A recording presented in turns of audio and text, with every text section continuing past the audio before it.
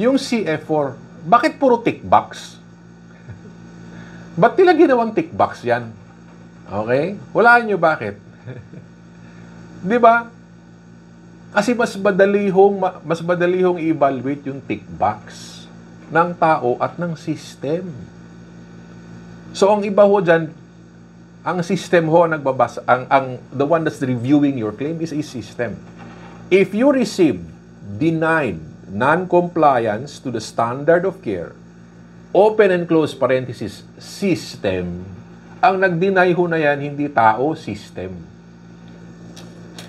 So how does the system evaluate the CF4? Do you think PhilHealth has AI? Yung artificial intelligence? Sa tingin nyo, may isang kliyente ako, Doc Ben, I think they have an AI. It's the system that will review. PhilHealth has this AI capability. Sabi ko, Doc, walang AI dyan. Hindi nga makabili ng antivirus yan, mag-AI pa sila. Nahack nga, di ba? Wala akong AI dyan. Generic na checklist lang yan. If you cannot comply with the checklist, okay, denied yan. So it's that simple. There's no AI there. They cannot even buy a decent whatever it is that they need in IT. How much more they have the capacity to do AI? No, well, of course, kidding aside, not to insult them.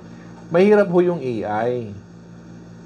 So, dikahon ho yan. Okay? Yung evaluation ho na yan, dikahon. Kapag hindi mo ho nakuha yung term, denied. Okay? So, my point is this. You need to have a very good CF4 encoder. Okay? What I do with my master class, okay?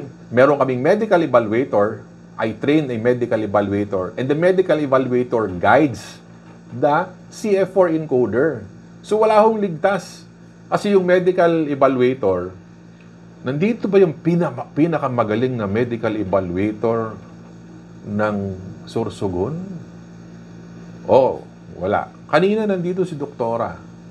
So, if you have a trained medical evaluator, the medical evaluator guides the CF4. So, basically, what will happen? You have now the ability to provide PhilHealth what they want to see. You take out the garbage and the clinical chart, okay? Yun lang gustong makita ni PhilHealth ang isusulat nyo sa CF4.